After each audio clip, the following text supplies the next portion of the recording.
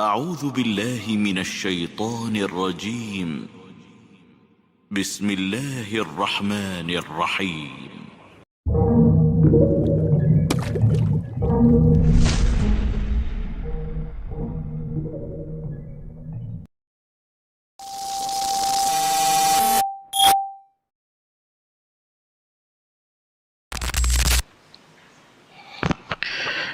Bismillahirrahmanirrahim. Assalamualaikum warahmatullahi wabarakatuh. Innal hamdalillah nahmaduhu wa nasta'inuhu wa nastaghfiruh. Wa na'udzu billahi min sururi anfusina wa min sayyiati a'malina. Man yahdihillahu fala mudilla lahu wa may yudlil fala hadiyalah. Wa asyhadu an la ilaha illallah wahdahu la syarika lah.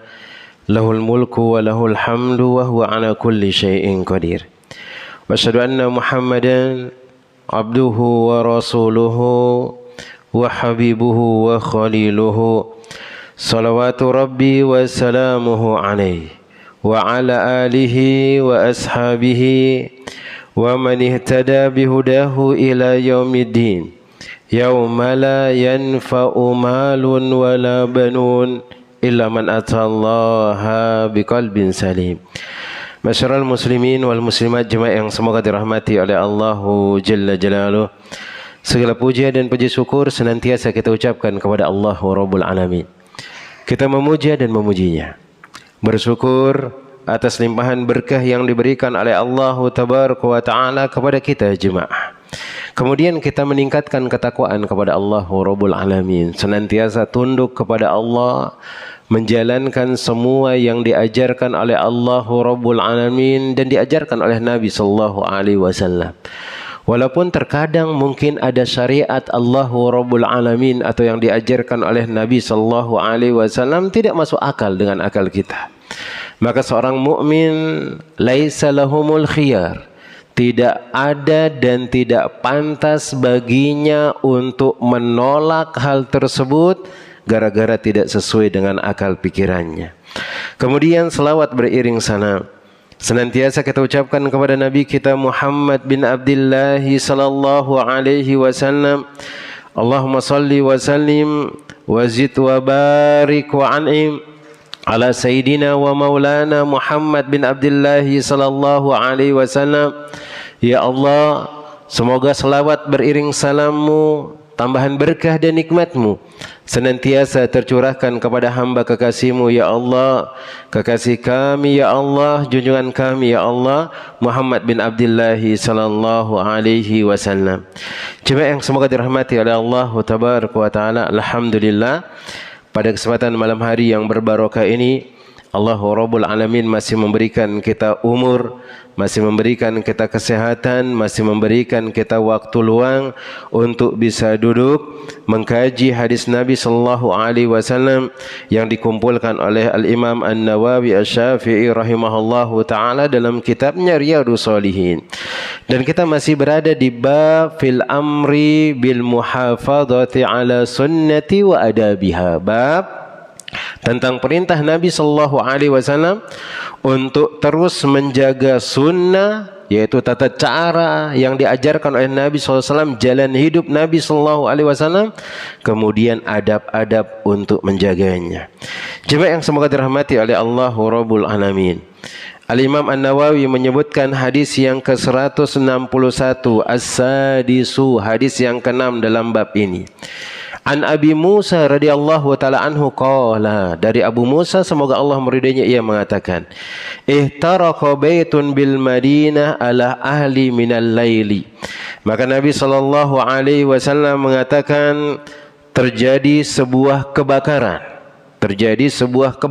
di Madinah, yang mana kejadian kebakaran itu terjadi di malam hari, kata Nabi sallallahu alaihi wasallam. Falamma huddisa Rasulullah sallallahu alaihi wasallam, maka ketika hal tersebut dikabarkan kepada Nabi sallallahu alaihi wasallam, maka beliau mengatakan bisa'nihim, qala inna hadzan nara aduwwun lakum. Beliau mengatakan sesungguhnya api itu adalah musuh bagi kalian. Fa idza nimtum fatfi'hu wa atfi'uha ankum. Kalau sudah mulai malam hari, maka hendaknya kalian, atau ketika kalian hendak tertidur, hendak mau tidur, hendaknya kalian mematikan api tersebut, jangan dihidupkan. Dan hadis ini adalah hadis yang muttafaqun alaih, yang diriwayatkan oleh Imam Bukhari dan Imam Muslim. Maka di dalam hadis ini, jemaah yang semoga dirahmati oleh Allah Tabaraka wa Ta'ala, Nabi sallallahu alaihi wasallam sangat-sangat ingin untuk menjaga umatnya dari semua perkara, baik urusan dunia ataupun urusan akhirat, supaya umatnya tidak celaka. Supaya umatnya tidak celaka. Dan diwanti-wanti oleh Nabi sallallahu alaihi wasallam, tu api ketika sudah malam hari engkau hendak tidur, matikan dia, jangan dibiarkan. Apalagi kalau dulu orang kan sering pakai buat api itu pakai minyak goreng, jemaah. Ada dulu kakek itu biasanya dia ngambil bekas kerang, dikasihkan minyak goreng sisa-sisa itu, kemudian dikasihkan sumbu. Itu awet sekali, jemaah. Awet sekali. Cuman dikhawatirkan ketika kita tidur itu kesenggol. Maka sering terjadi kebakaran dari situ. Dan ini pun kejadiannya ternyata di zaman Nabi sallallahu alaihi wasallam. Ada seorang sahabat yang dia menghidupkan lampu, mungkin obor dan yang lainnya. Kemudian dia tinggal tidur. Dia tinggal tidur, kemudian itu kesenggol mungkin dengan kakinya, atau bisa juga kesenggol ada kucingnya di sana, kesenggol ada tikus yang dia berlari ke sana kemari, kemudian terjadilah kebakaran.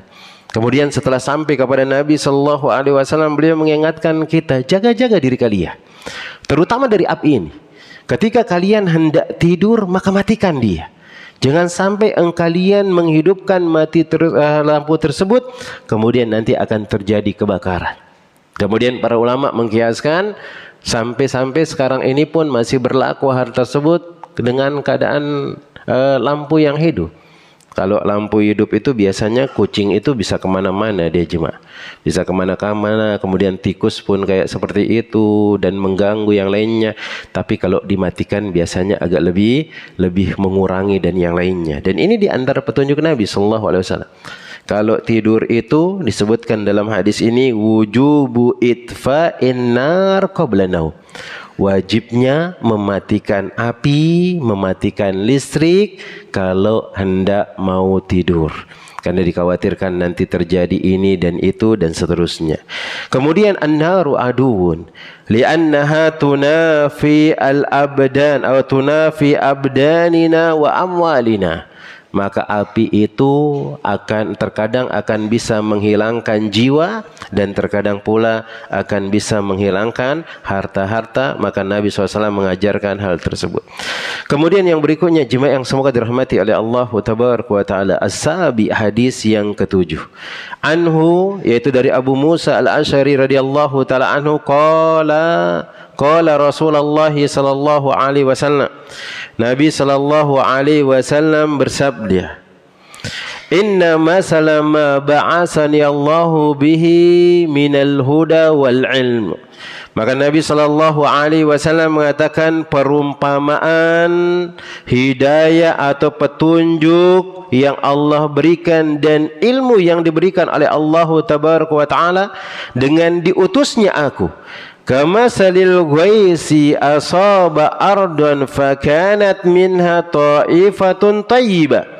Maka beliau mengatakan itu perumpamaan seperti ketika Allah Jalla Jalaluhu menurunkan air ke bumi, kemudian terkena air tersebut atau terkadang air tersebut terkena dengan tanah yang subur, maka air itu akan diserap oleh tanah yang subur tersebut sehingga akan menumbuhkan tanaman-tanaman, sehingga akan menumbuhkan rumput-rumput, sehingga akan memberikan manfaat yang banyak bagi orang-orang.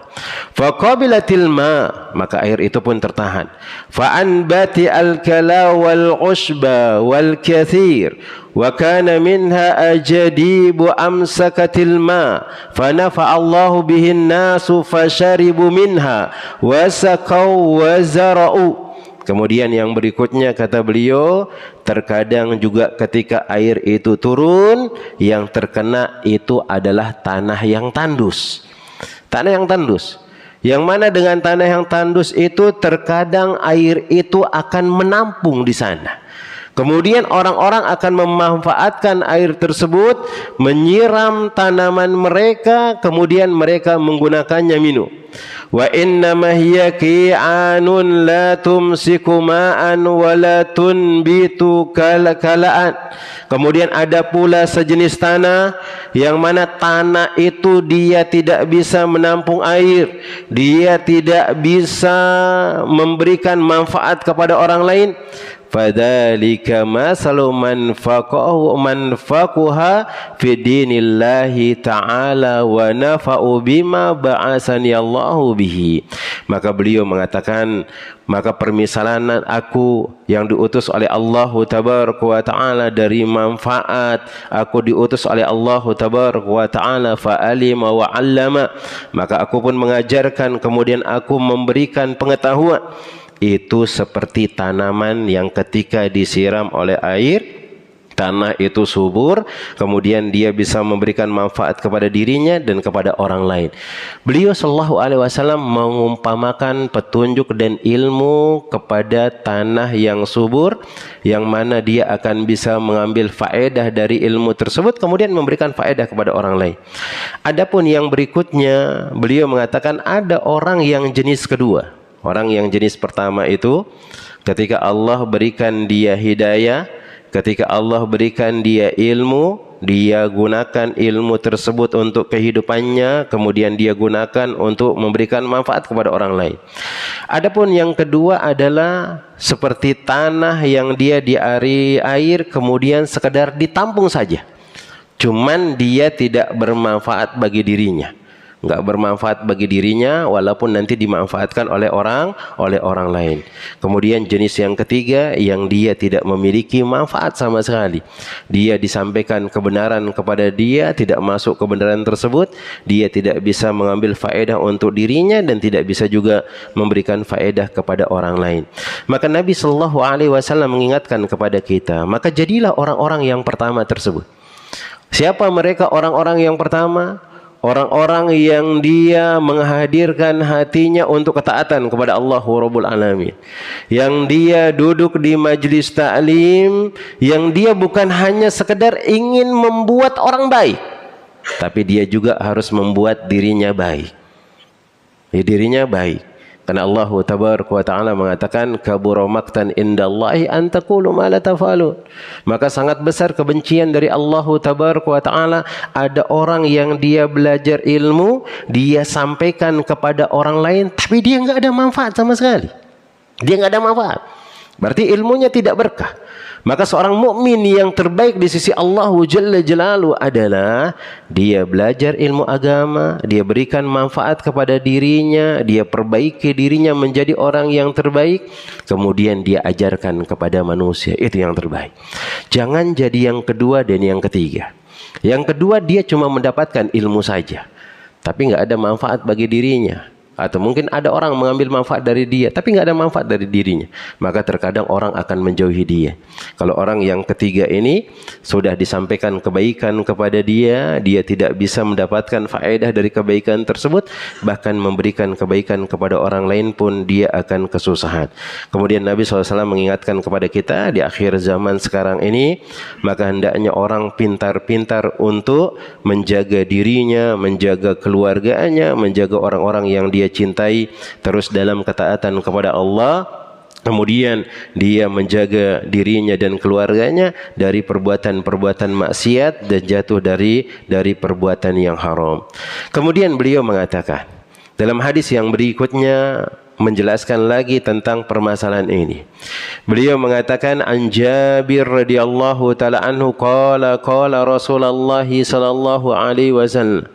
Rasulullah sallallahu alaihi wasallam mengatakan masali, permisalan aku, yaitu permisalan aku, wa masalukum, dan permisalan kalian, kamasali rajulin awqada naron faja'ala al-janadibu wal farashu ya'aqna fiha wa huwa yadhubbuhunna anha wa ana akhidun bil hujazikum anin nar wa antum tafallatuna min yadayya, rawahu Muslim.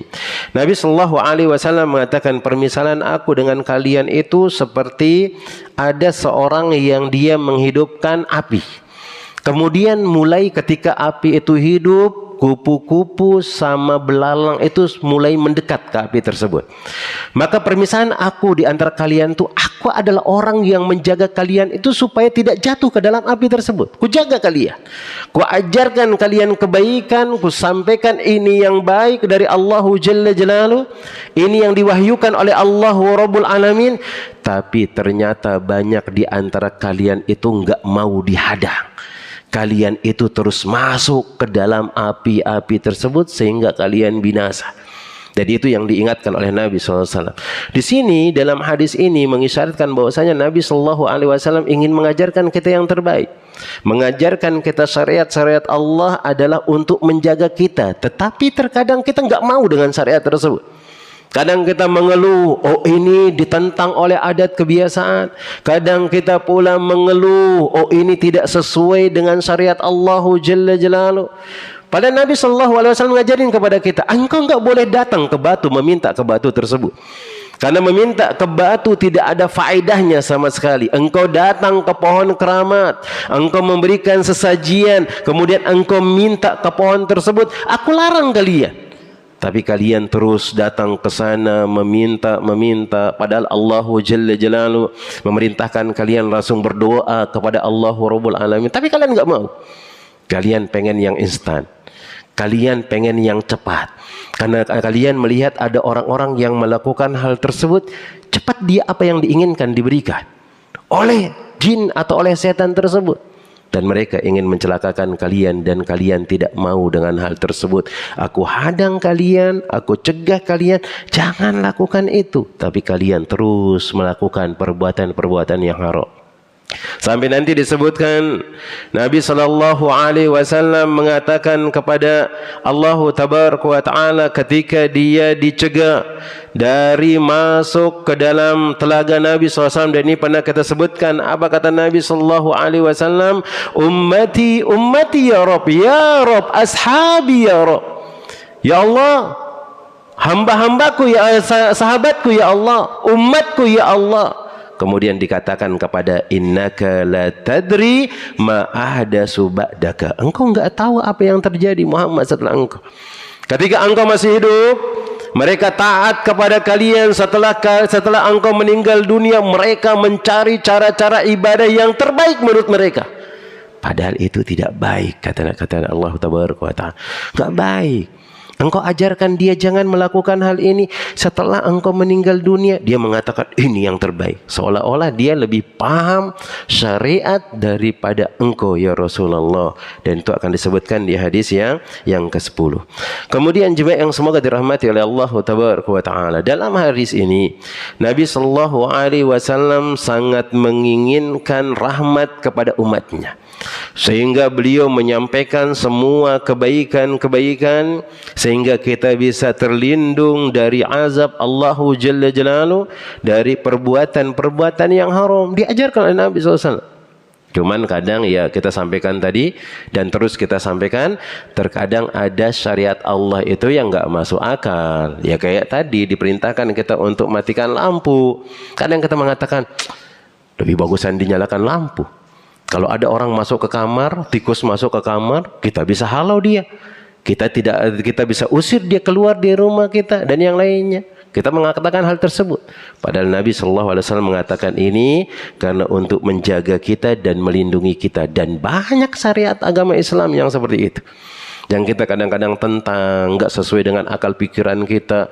Masa kok seperti ini? Kok harus seperti ini? Kok harus seperti itu? Kenapa enggak seperti ini? Dan dia menganggap dirinya lebih baik caranya itu daripada yang lainnya. Maka kita katakan terus, ketika akal itu tidak sesuai dengan syariat, antum jangan bawa syariat itu masuk ke akal antum lah. Jangan dibawa syariat itu ikut akal antum. Tetapi akal ini yang ikut ke syariat Allah Jalla Jalaluh. Karena banyak yang kita tidak ketahui hal tersebut. Dan terus kita katakan solat maghrib aja yang 3 rakaat itu kita nggak tahu sampai sekarang itu kenapa 3 rakaat. Sampai sekarang kita nggak tahu. Kita tanya ke Ustadz, kenapa 3 rakaat? Ya memang itu yang dikerjakan oleh Nabi SAW. Kenapa nggak 4 rakaat? Maka antum kalau lihat ada tentara ketika dia keliling di lapangan 10 kali dia bisa keliling. Antum suruh dia sholat 10 kali bisa dia. Tetapi amalannya tidak akan diterima oleh Allah Jalla Jalaluh. Karena amalan itu 2 syaratnya, dia harus ikhlas dan dia harus sesuai dengan tuntunan Nabi Sallallahu Alaihi Wasallam. Dia harus sesuai dengan apa yang diajarkan oleh Nabi Sallallahu Alaihi Wasallam. Karena kita beragama ini bukan semau kita ya jemaah, tapi apa yang diajarkan oleh Nabi Sallallahu Alaihi Wasallam dan yang selanjutnya. Kemudian yang berikutnya, maka lihat apa kata Nabi Sallallahu Alaihi Wasallam dalam hadis yang berikutnya, masih dari Jabir bin Abdullah radhiyallahu taala anhu, anna Rasulullah sallallahu alaihi wasallam, bahwasanya Nabi sallallahu alaihi wasallam amara amara bi laqi al-asabi'i wasabhati. Beliau sallallahu alaihi wasallam memerintahkan kita untuk menjilat jari jemari dan piring, dibersihkan kalau makan. Ini sunnah Nabi SAW. Wa qala, beliau mengatakan, innakum latadruna fi ayyiha al-barakah. Karena kalian enggak tahu makanan itu keberkahannya di mana. Maka Nabi sallallahu alaihi wasallam mengatakan, kalau kalian selesai makan, fala yagmisu, jangan dia cuci dulu tangannya. Falyul'iqahu aw yal'aqahu, maka silahkan tangannya itu dijilatin. Bekas-bekas bumbu-bumbu rendang padang itu habisin jemaah, jangan disia-siakan, dihabisin, itu kenikmatan. Karena kita udah capek nyari duit, kemudian kita beli, bersihkan semuanya. Karena Nabi SAW mengatakan kita itu nggak tahu berkahnya di mana. Bisa jadi berkahnya itu di bumbu-bumbunya. Bisa jadi di berkahnya ketika ada nasi jatuh, itu yang kita ambil kemudian kita bersihkan, itu berkahnya kata Nabi sallallahu alaihi wasallam. Wa fi riwayatin lahu idza waqa'at luqmatu ahadikum, kalau ada bagian dari makanan kalian itu terjatuh kata Nabi SAW, falyakhudha falyumit ma kana biha min ada, kemudian dia ambil, dia bersihkan yang ada kotorannya kalau memang bisa dibersihkan. Karena ada makanan yang bisa bersihkan. Kalau kuah jatuh ke pasir ya nggak bisa antum bersihkan jemaah, habis. Apa yang antum mau ambil di sana udah habis. Kalau ini misalnya dagingnya jatuh, atau mungkin tempenya jatuh, tahunya jatuh, usaplah sedikit, makan jemaah, makan. Dan itu diperintahkan oleh Nabi SAW. Nabi mengatakan waliyakulha, dan hendaknya dia makan hal tersebut. Maka benar kayaknya iklan yang tahun 90-an itu, ketika ada jatuh belum 5 menit jemaah, diambil dimakan, diambil. Dan ini ternyata ini ada sunnahnya dari Nabi SAW. Dan kita juga pusing, iklan itu dari mana dia tahu jemaah, nggak tahu dalil, jatuh, baru 5 menit diambil. Padahal belum 5 menit juga jemaah, diambil, dibersihkan, dimakan. Ternyata itu ada sunnah Nabi SAW. Kalau orang sekarang beda dia. Ketika jatuh, ya sudah biarkan jatuh, kotor itu. Kotor itu. Yang dikhawatirkan ternyata yang jatuh itu adalah keberkahan jemaah. Hanya kita nggak dapat keberkahan. Dan keberkahan dari makanan itu jemaah banyak macamnya. Itu bisa menyehatkan tubuh antum. Itu bisa membuat kita lebih semangat untuk ibadah. Itu keberkahan makan. Karena ada orang makan banyak, tidak berkah makanannya, ibadahnya kurang, malas-malesan dia dan yang lainnya. Karena memang dari makanan itu yang kita cari adalah berkahnya. Saking takutnya Nabi Sallallahu Alaihi Wasallam, takut nanti keberkahan itu hilang, itu makanan yang jatuh disuruh ambil oleh Nabi Sallallahu Alaihi Wasallam. Kemudian beliau mengatakan la tada'ha li syaitan, jangan sisakan untuk setan cuma. Ini Nabi SAW. Kayaknya ada orang mengatakan, kasihanlah setan Ustadz, biarlah dia makan supaya dia bisa kenyang dan yang lainnya. Iya, kalau kenyang kemudian ngikutin antum beribadah enak. Dia kenyang tambah kuat, tapi malah menjerumuskan antum dalam perbuatan maksiat. Susah juga kita. Dan ini yang diajarkan oleh Nabi SAW. Wala yamsah yadahu bil mindil, dan janganlah dia mencuci, mengusap tangannya dengan sapu tangan hatta yal'aqa asabi'ahu, sampai dia menjilat jari jemari. Ini sunnah Nabi jemaah. Kadang-kadang kita kalau di tempat ramai itu malu jemaah. Lagi pakai sendok, disunahkan pakai tangan jemaah kalau makan. Tapi makanan yang memang bisa digunakan dengan tangan. Nanti bubur antum pakai tangan cuma. Ya nggak bisa dia. Apalagi kata Nabi SAW disunahkan itu dengan menggunakan 3 jari. Ibu jari, telunjuk sama jari tengah. Ambil makanan 3 jari. Ini sunnah jemaah. Sunnah, disunahkan dari Nabi SAW. Tapi kalau nggak bisa ya sudah 5 jari. Aman lah 5 jari. Cuman ya digunakan yang bisa diambil jemaah. Nah, ambil silakan. Kalau bisa 3 jari ya 3 jari. Kemudian sebelum selesai makan, jangan dicuci, jangan diusap, tapi dijilat. Dijilat jemaah. Jorok. Ya walaupun jorok, sunnah Nabi SAW. Dan ingat, ketika mengerjakan sunnah Nabi itu kita dapat pahala jemaah. Dapat pahala. Dapat pahala. Bahkan Nabi SAW mengatakan hatta yal'aqaha aw yul'iqaha, sampai dia menjilat jari jemarinya atau dijilatin oleh orang lain. Ini sunnah jemaah. Sunnah. Tapi kadang-kadang mungkin kalau kita suruh teman kita jilatin nggak mau juga. Apalagi dia lihat kuku-kuku ada daki-dakinya jemaah. Nggak bisa. Terus kapan kita bisa mempraktikannya? Makan bareng sama istri jemaah. Romantis. Dan ini yang terkadang sunnah Nabi seperti ini yang kita lupa, ternyata itu yang membuat kita tambah dekat dengan istri jemaah. Antum kalau makan tuh sesekali ya pakai nampan lah. Sepiring berdua. Dan biasanya kejadian tersebut terjadi di awal-awal nikah saja coba. Kalau sudah punya anak, sudah nggak mau, sudah makan sama istrinya berbarengan. Padahal keutamaannya sangat besar. Padahal faedahnya sangat banyak sekali. Makan bareng dengan istri itu ada keberkahan di sana. Karena Nabi SAW dan para sahabat kalau makan bareng-bareng. Bareng-bareng dia. Ya kayak seperti anak-anak di pondok pesantren, dia pakai nampan, 1 nampan 3 orang dan yang lainnya. Ternyata ada faedahnya banyak jemaah.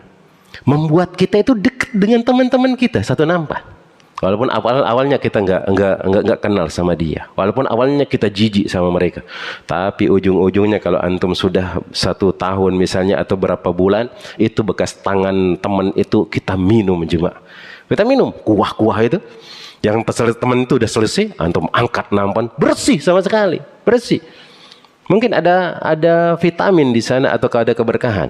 Dan dulu pernah ana nanya sama bukan dokter, sama guru ana. Guru itu jurusan kimia beliau itu. Katanya di kulit kita ini, kulit tangan tuh ada vitamin yang bagus untuk tubuh. Yang bagus untuk tubuh. Maka itu diantara sunnah Nabi SAW makan dengan tangan. Katanya beliau. Anda lupa vitamin apa itu katanya. Nah, dulu waktu SMA Anda pernah nanya. Akhirnya ya tambah kuat juga gitu kan. Oh ini berarti walaupun bekas-bekas tangan dimakan juga kayaknya banyak vitaminnya juga seperti itu. Tapi ya tangan teman ya harus bersih-bersih juga. Jangan ada daki-dakinya, kukunya panjang-panjang, hitam lagi. Nah, kadang ini akan membuat kita tidak mau makan dengan mereka. Nah, kemudian dalam riwayat yang lainnya beliau mengatakan fa innahu la yadri fi ayyi ta'amihi barakah, karena dia enggak tahu makanan atau keberkahan itu di mana. Maka dibersihkan mungkin yang ada di tangannya. Kemudian kita jangan gengsi jemaah. Enggak menghabisin makanan. Kadang-kadang kalau ada orang yang kondangan tuh ambilnya banyak, makannya sedikit. Hati-hati antum itu mubazir. Lebih baik antum ngambil sedikit, nambah lagi jemaah, nambah lagi. Malu kita nambah Ustaz. Apa yang buat antum malu? Nggak ada yang ngelihat antum juga nambah. Nah, biasanya anak-anak pondok itu Masya Allah kalau pergi kondangan itu semuanya dicoba jemaah. Bakso ke bakso, kambing guling, soto. Biasa-biasa saja. Biasa-biasa saja. Dan malahan orang yang menjamu kita itu senang kalau kita menyantap jamuan yang dihidangkan oleh mereka. Tapi jangan sampai banyak antum ambil, selesai antum cuma makan sedikit, sisanya banyak sekali, kebuang-buang dia jemaah. Kebuang. Mungkin ketika kita buang ada semut yang makan, ada bakteri yang makan. Cuman di sini enggak dicontohkan oleh Nabi sallallahu alaihi wasallam. Menyisakan makanan, kemudian mubadzir, enggak dimakan oleh teman-teman kita yang lainnya, apalagi sampai ada ketika kondangan ada udang misalnya, udang sambal apalah misalnya, dia ngambil banyak. yang lain kehabisan, nggak dapat. Ternyata nggak dimakan pula, seperti itu. Nah, ini yang dilarang oleh Nabi SAW. Kalau makan tuh ambil secukupnya, kemudian bersihkan dia. Bahkan dalam awal hadis itu disebutkan oleh Jabir bin Abdullah, amara bi laqi al-asabi'i was-sohfa. Nabi SAW memerintahkan untuk menjilat jari jemari dan piringnya pun jemaah dibersihkan pakai tangannya. Sering kita lihat seperti itu. Dan orang-orang Arab kalau antum lihat makan tuh bersih, walaupun kadang jatuh-jatuh. Biasanya jatuh-jatuh tuh dikasihkan kita juga. Anda lihat tuh waktu kuliah di Sukabumi sana, biasanya orang-orang Arab itu kalau datang makanannya enak-enak. Kita biasanya nunggu sisa. Ternyata sisa yang kita tunggu itu yang jatuh-jatuh dari tangannya mereka itu. Mereka makan jatuh-jatuh, pinggir-pinggir itu dikumpulin, tapi enak biasanya. 6 jemaah bersih. Kita bersihkan, dan memang itu sunnah Nabi SAW. Beliau mengatakan, inna syaitana yahduru ahadukum inda kulli syai'in min sya'nihi hatta yahdura inda ta'ami. Sesungguhnya syaitan itu terus hadir di setiap kegiatan kita.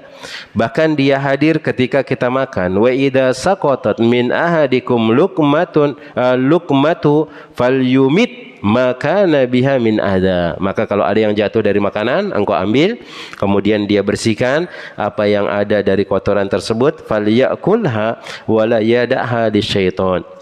Maka hendaknya dia makan, kemudian janganlah dia tinggalkan untuk setan. Kemudian yang berikutnya jemaah yang semoga dirahmati oleh Allah Tabaraka wa Ta'ala, Al-Ashir, hadis yang ke-10 atau hadis yang ke-165. An Ibnu Abbas radhiyallahu ta'ala anhu maqala, dari Ibnu Abbas semoga Allah meridainya, ia mengatakan, qama fina Rasulullah sallallahu alaihi wasallam bi mau'izatin. Suatu ketika Nabi SAW berdiri memberikan kita nasihat. Maka beliau mengatakan, ya ayuhan nas, innakum mahsyuruna ilallahi ta'ala khufatan uratan gurlan.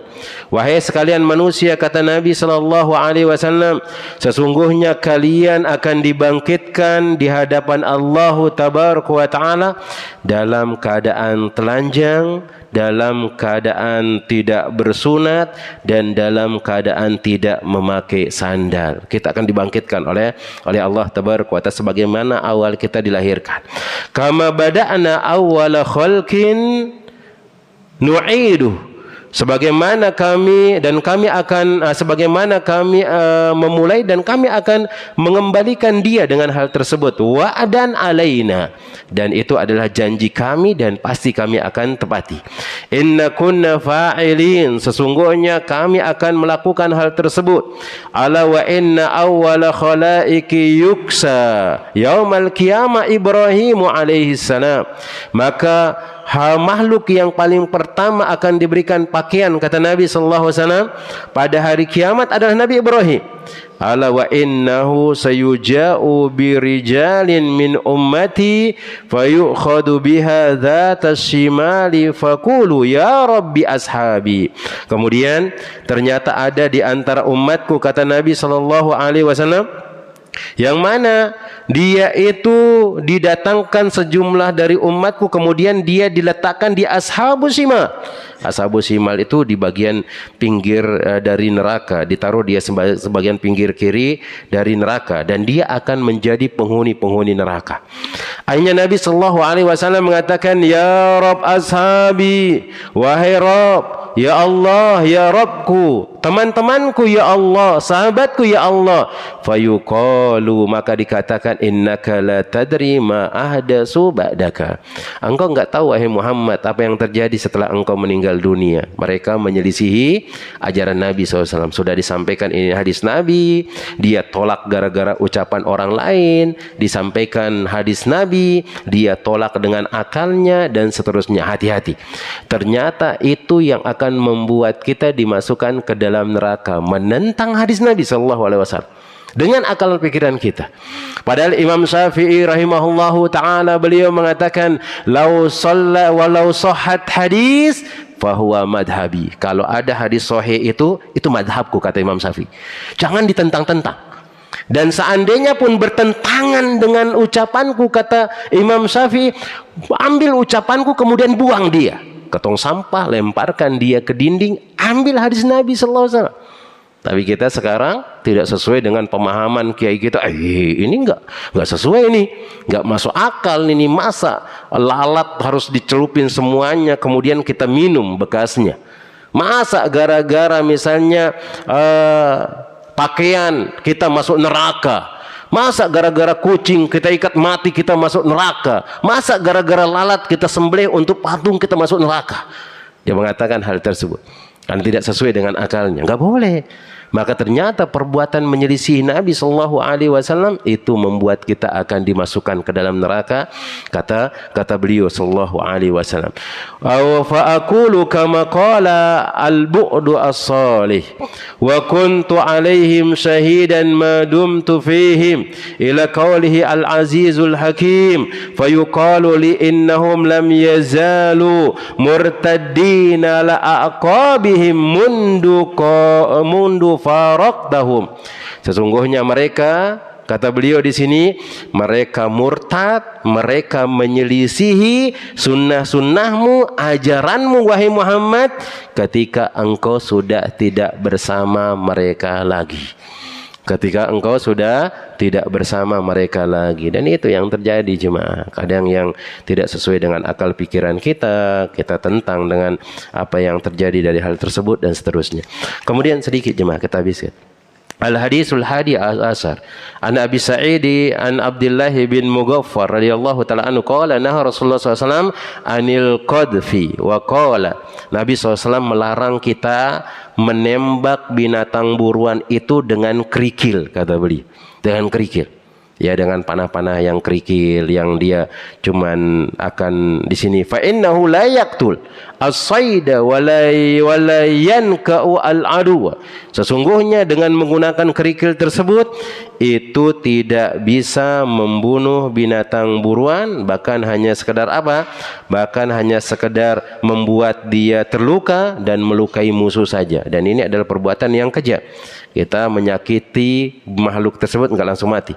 Fa innahu yafqa al-aina, karena dengan hal tersebut cuma bisa membuat mata itu buta, kemudian wa yaksiri as-sin, kemudian membuat patah gigi. Wa fi riwayatin anna qariban li ibni Mughaffal hadafa fanahahu wa qala inna Rasulullah sallallahu alaihi wasallam naha anil khadfi wa qala innaha la tasidu as-saidan. Sesungguhnya dia tidak memburu binatang buruan. Ini enggak boleh dengan menggunakan batu. Antum lempar dengan batu mati. Maka sama kayak ketapel juga jemaah. Ketapel yang dia sekadar kena batu itu, dia itu tidak membunuh, dia menyakiti di sana. Kemudian antum panah dia jatuh, kemudian enggak sempat antum sembelih, jadi bangke dia. Jadi bangke. Beda dengan senjata yang tembus bisa menyakitkan, atau dengan panah atau dengan tombak, maka dibolehkan hal tersebut. Boleh. Dibolehkan hal tersebut. Kemudian yang terakhir, kata Nabi sallallahu alaihi wasallam di sini dari Abis bin Rabi'ah, qala ra'aitu Umar bin Khattab yuqabbilu al-hajar. Beliau sallallahu alaihi wasallam, Umar bin Khattab ini pernah mencium Hajar Aswad. Kemudian beliau mengatakan, inni a'lamu annaka hajarun ma nafa'ahu wa la tadurru. Aku mengetahui engkau wahai batu, kata Umar tersebut, enggak ada manfaat yang engkau berikan, enggak ada mudarat yang engkau berikan. Maka membuktikan bahwasanya Ka'bah yang itu bentuk pondasi itu sama kiswahnya sama Hajar Aswad itu nggak ada faedah jemaah, nggak ada memberikan keberkahan, nggak ada menghilangkan mudarat. Karena biasa orang kalau datang ke sana dia beranggapan itu berkah semuanya. Nggak ada. Umar mengatakan seperti itu, nggak ada berkahnya engkau sama sekali. Enggak ada memberikan mudarat sama sekali. Laula anni ra'aitu Rasulullah sallallahu alaihi wasallam, dan seandainya aku tidak melihat Nabi sallallahu alaihi wasallam yuqabbiluka ma qabbaltuka, mencium engkau, maka sungguh aku tidak akan mencium engkau. Itu Hajar Aswad. Enggak ada gunanya. Tiba-tiba ada orang pulang dari umroh bawa tanah pasir kuburan Baqi. Supaya apa? Supaya kebal. Ada orang bawa gunting, kiswahnya digunting, nah dibawa pulang.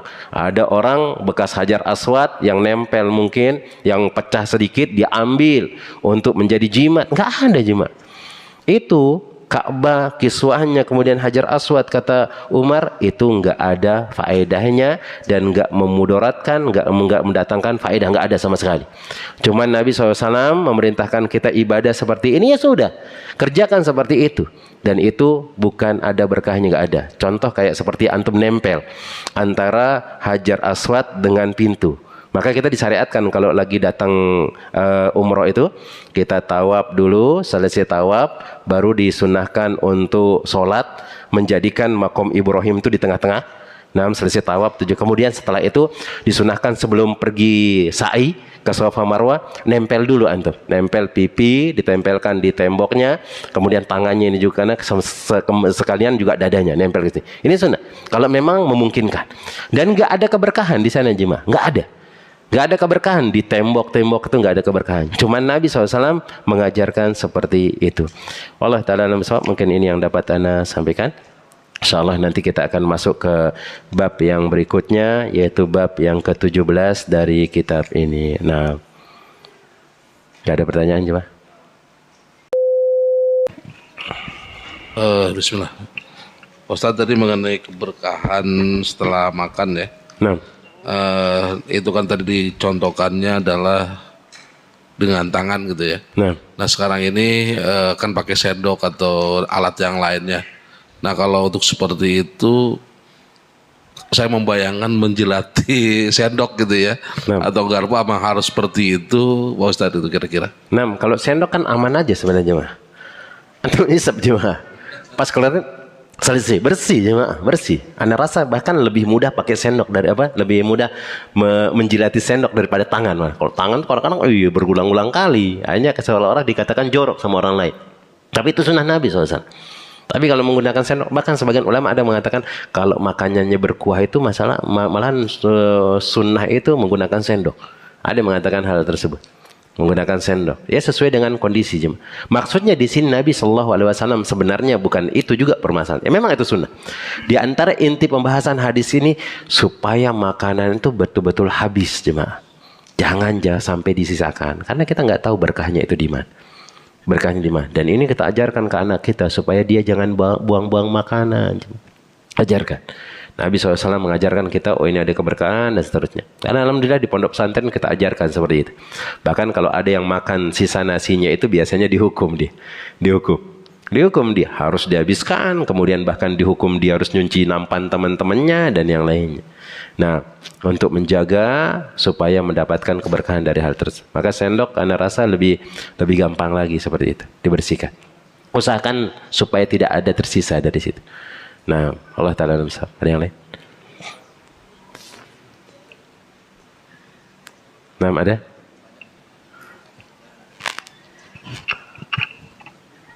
Gak ada, kalau nggak ada kita cukupkan. Nah, Allah Ta'ala alam shawab. Semoga Allah Jalla Jalaluhu senantiasa memberikan keberkahan kepada kita jemaah. Kemudian memudahkan semua urusan kita. Kemudian memudahkan kita untuk terus memegang ajaran Nabi Sallallahu Alaihi Wasallam, karena itu adalah identitas kita mencintai Nabi SAW, dan itu juga diantara syarat kita bisa bersanding dengan Nabi Sallallahu Alaihi Wasallam. Dan caranya adalah mengerjakan apa yang diajarkan oleh beliau tanpa mengatakan seperti ini dan seperti itu. Seandainya kalau nggak sesuai dengan akal kita, sudah ikutin saja, sudah sunnah Nabi tersebut. Kalau antum nggak bisa mengerjakannya, maka jangan, nggak usah dikerjakan, silakan. Cuman jangan sampai antum hina, antum caci maki dan yang lainnya. Maka diam ketika tidak bisa melakukan itu lebih utama daripada kita sudah nggak bisa kemudian kita mencaci maki dan menghinanya. Wallahu ta'ala alam shawab. Ini yang dapat Anda sampaikan. Semoga Allah Jalla Jalaluhu senantiasa memberikan kemudahan kepada kita, baik urusan dunia dan akhirat. Kita cukupkan dengan doa kafaratul majlis. Subhanakallahumma wa bihamdika asyhadu an la ilaha illa anta astaghfiruka wa atubu ilaik. Summa assalamualaikum warahmatullahi wabarakatuh.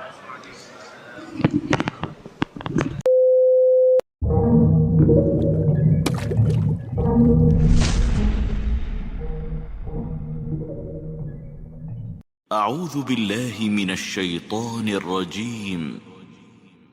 بسم الله الرحمن الرحيم.